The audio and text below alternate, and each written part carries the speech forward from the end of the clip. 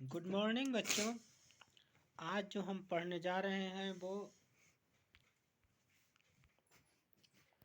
तो प्रायिकता क्या चीज़ है? जो संभावना व्यक्त की जाती है कि ये चीज़ होगी। जैसे हम लोग बात करते हैं कि आकाश में बादल उमड़ घुमड़ रहे हैं तो बारिश होगी, होने की संभावना होती है। परीक्षा अच्छी गई तो हम सफल हो सकते हैं। ये सब संभावनाएं होती हैं, तो इसी को हम प्रायिकता कहते हैं।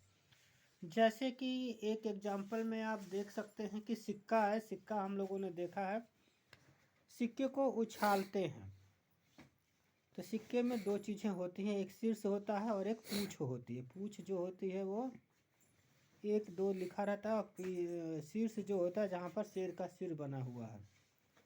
तो इसमें हेड और टेल आने की संभावना हम लोग बताते हैं। तो ये हमारी प्रायिकता कहलाती है। संयोग है, एक बार हेड आएगा तो एक बार टेल आएगा। अगर बराबर बार करें तो 1/2 हिस्से बराबर हमारा हेड और टेल आता है। तो इसी पर आधारित हमारी ये एक्सरसाइज है। तो ये तो सिक्के का था। सिक्के के साथ हमारा जो खेलते हैं लूडो छक्का, और वो उसमें डाइस होता है। और डाइस में 6 नंबर आपने देखे होंगे, होते हैं 1 2 3 4 5 6। तो 6 आने की प्रबल संभावना कितनी होगी? तो 6 संख्या है और एक डाइस है, तो 1/6 संभावनाएं होती हैं। तो इसी में वो फेंका जाता है और पासा बोलते हैं इसको इसमें। और अब हमारी जो एक्सरसाइज है 16B, इसमें आपको दिया गया है, अभ्यास 16A है। एक सिक्का कई बार उछालकर शीर्ष यानी कि चित्त और पट आने की संख्या निम्नांकित सारणी में दिया गया है। अभ्यास पुस्तिका में रिक्त स्थान की पूर्ति कीजिए। तो जैसे सिक्के को उछाला गया है 20 बार, चित्त आने की संख्या 12 है, तो पट आने की संख्या क्या होगी? तो 20 में से 12 घटा देंगे तो 8 आएगी। ठीक है, यहाँ पर 8 हो जाएगा। अब 30 बार उछाला गया है, चित्त का नहीं दिया है और पट आने की संख्या दी है 17, तो 30 में से 17 घटा देंगे तो चित्त आने की संख्या 13 हो जाएगी। अब क्या होगा कि इसमें सिक्का उछाला गया कि संख्या कितनी आएगी?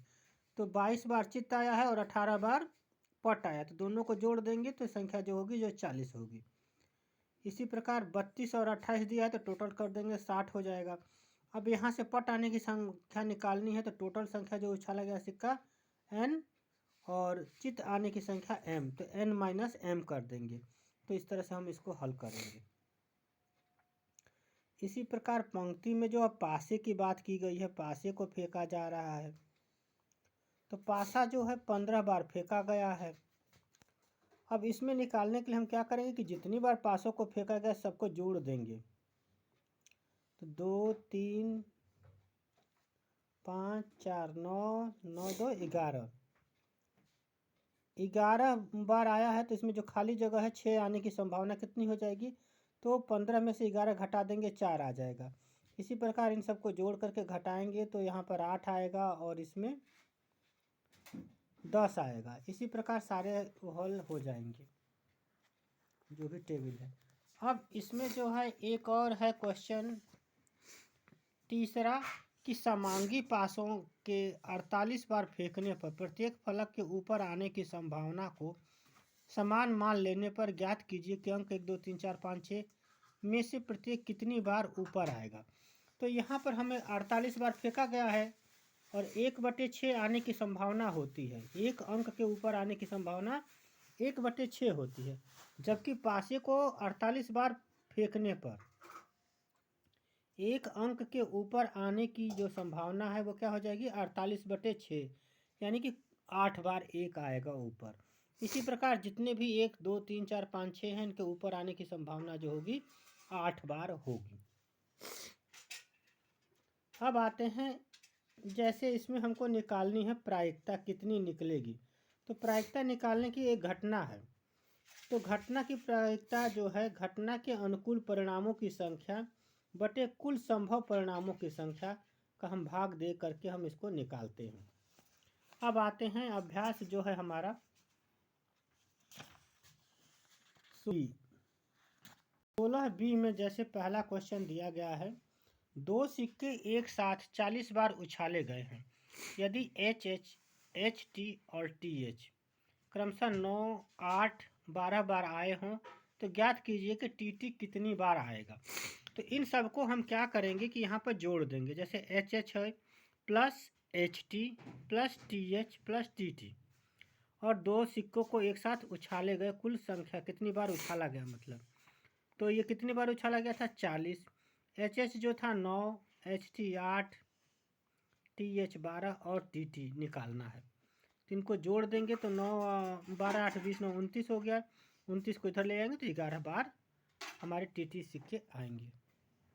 क्वेश्चन जो है, दो सिक्कों को एक साथ 400 बार उछालने पर देखा गया कि दो चित 90 बार आता है, एक चित 210 बार आता है, कोई भी चित नहीं आता है 100 बार। इनमें से प्रत्येक घटना के घटित होने का प्रतिशत निकालना है। तो जैसा हमने बताया कि जो हमारा फॉर्मूला था, फॉर्मूला क्या कह रहा था,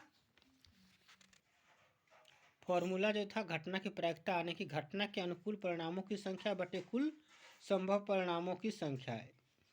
तो जो आपकी घटित हो रही थी वो कितनी बार घट रही है, 90 बार, और कुल परिणाम कितने हैं 400 बार, तो 90 बटे 400 और इसमें 100 का गुणा कर देंगे, काटने के बाद 22.5% आ जाएगा। इसी प्रकार एक चित्त आने की घटना के घटित होने की प्रायिकता 210 बटे 400 गुणा 100, 4 जीरो से जीरो कट जाएगा तो 52.5% आएगा। और कोई भी चित्त नहीं होने की घटना घटने का प्रतिशत हो जाएगा 100 बटे 400 गुणा 100 कर देंगे तो ये 25% आ जाएगा। तो इसी प्रकार और सवाल भी हैं, आप लोग करिएगा, अगर कोई परेशानी होगी तो पूछ सकते हैं।